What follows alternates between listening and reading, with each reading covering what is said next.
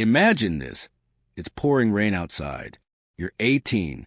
Your mom, your own mother, looks you straight in the eyes, presses a crumpled $40 bill into your palm, and says the words that still echo in my head every single day.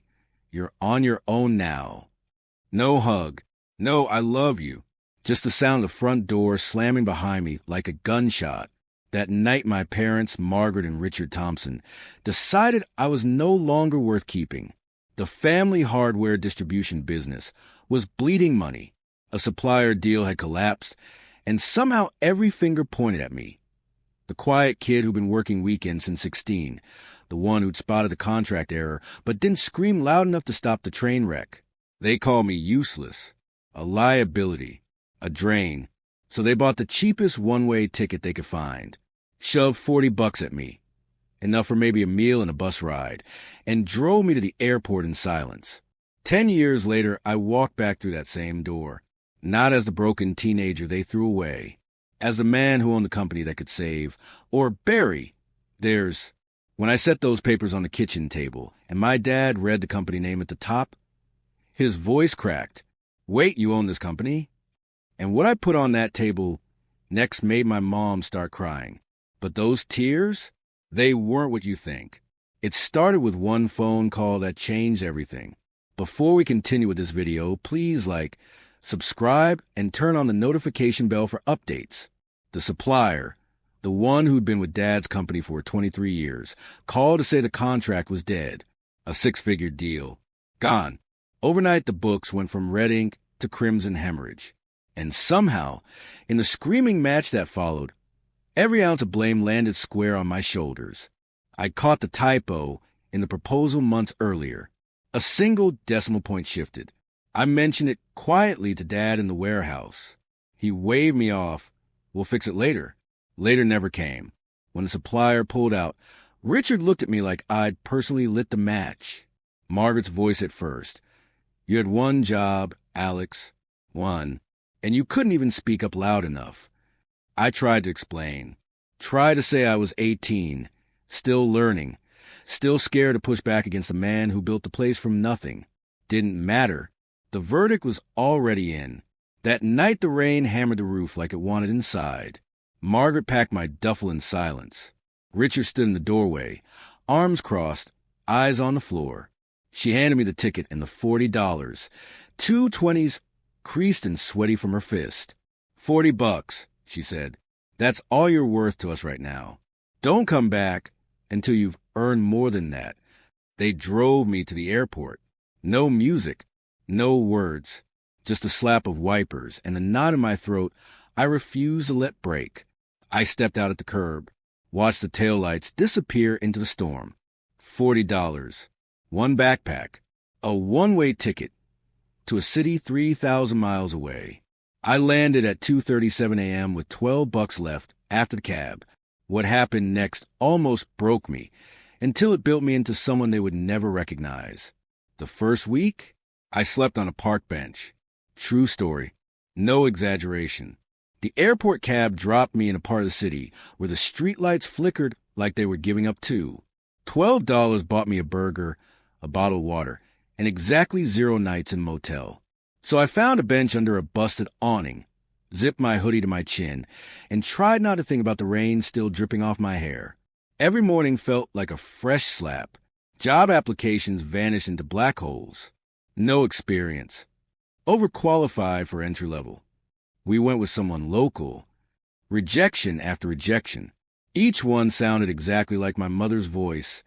Useless, liability, not worth keeping. But here's the contradiction that saved me. Rock bottom has nowhere to go but up if you stop waiting for permission. I swallowed every shred of pride and took the only gig that didn't ask questions. Dishwashing at a 24-hour diner. Grease up to my elbows. $3 an hour plus whatever change got left in the tip jar. Nights I walked to the community college library. Free Wi-Fi, free heat, and taught myself basic coding, basic e-commerce, basic anything that might turn $40 into 41. Then came the old man. Gruff voice. Permanent scowl. Mr. Harlan ran a small liquidation warehouse. Saw me haggling over a pallet of expired tools one day and muttered, "Kid, You got the eye, but not the spine yet. He let me shadow him, taught me how to spot undervalued inventory nobody else wanted. First flip, a crate of discontinued drill bits, bought for pennies, sold online to contractors for 3 times the price. $800 profit in 2 weeks. That 800 felt like 8 million. I reinvested every cent, built a tiny website, started sourcing odd lots, flipping them faster. Word spread in the contractor forums. By year 3, the side hustle had a name, Thompson Supply Solutions.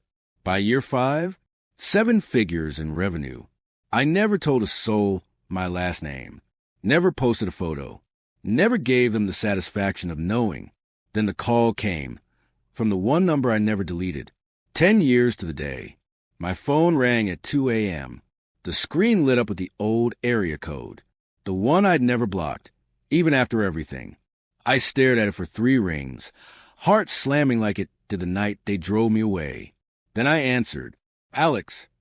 Margaret's voice. Thin, shaky, not the sharp blade it used to be. It's your mother. Silence stretched. I didn't say anything.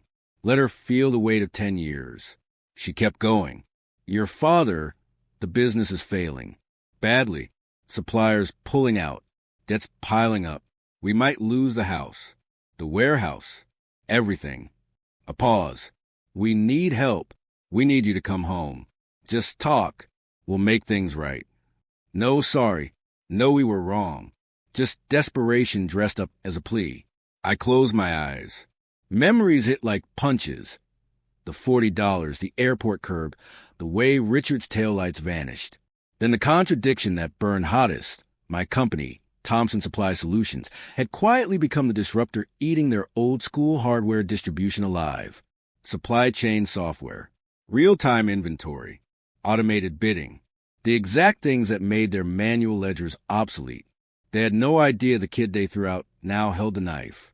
I booked the flight that morning. One way, again. The whole plane ride, I rehearsed exactly 0 forgiveness speeches. I rehearsed numbers, contracts, leverage. When the Uber dropped me at the familiar curb, the house looked smaller, tired, paint peeling like old excuses. I walked up the steps. Same creaky porch board. Knocked once. Margaret opened the door. Eyes wide. Richard behind her. Older, shoulders slumped. I stepped inside without a word. Set my briefcase on the kitchen table. The same scarred oak where they'd handed me the money. When I opened it and slid the folder across, my dad picked it up. Read the header. His mouth moved before any sound came out. Wait, you own this company? And what I said next made the room feel 10 degrees colder. Their faces. I'll never forget them. Margaret froze mid-step, hand still on the doorframe. Richard's reading glasses slipped down his nose as he stared at the letterhead. Thompson Supply Solutions. My company name. Bold. Black. Impossible. He whispered again, slower, like testing if the words would break. You own this company? I didn't smile. Didn't gloat. Just nodded once. Then I started talking. Calm. Measured.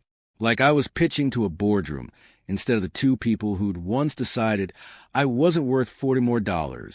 10 years ago, you handed me cash and a ticket because the family business was dying. You said I was the problem. I tapped the folder. Turns out I wasn't the problem. I was the solution you never let me become. Page by page, I laid it out. How the software platform I'd built automated everything their warehouse still did by hand.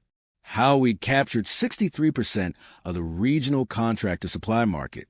How their biggest clients were now mine. Quietly, anonymously, because I never used the Thompson name in public until today. The contradiction hit them hardest. The son they called useless had created the exact machine now grinding their legacy into dust. Margaret's hand went to her mouth. Richard flipped to the last document, an acquisition term sheet. My company buying theirs outright. Full debt relief. Jobs preserved. But only if I signed. I slid a pen across the table. You gave me $40 to disappear. I said, I turned it into $43 million, and I could walk away right now.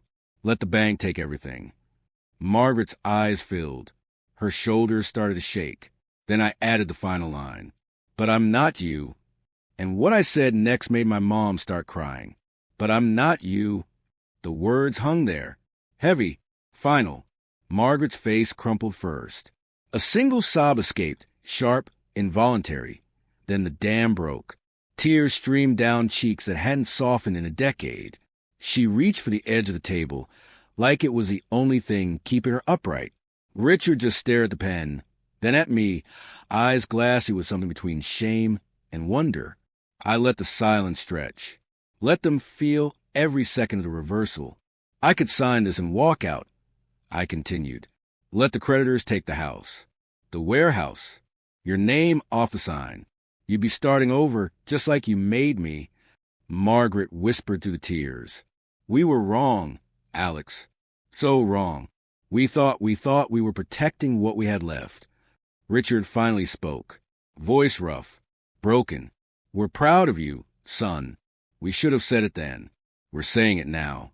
I looked between them. The same kitchen. The same table. Different stakes. I picked up the pen. Signed. Not for forgiveness. Not yet. For boundaries. For proof that blood doesn't have to mean betrayal forever. The acquisition would save them. But on my terms. My company. My rules. As Margaret's crying softened into quiet hiccups, I stood. The circle was complete. The same table that once held $40 now held $43 million in mercy. Family can shatter you. But sometimes the pieces you rebuild are stronger than what they broke. If you've ever been thrown away and clawed your way back, drop "still building" in the comments. Hit like if this one cut deep. Subscribe for more stories where the underdog doesn't just survive. They win. And tell me honestly, would you have signed? See you in the next one.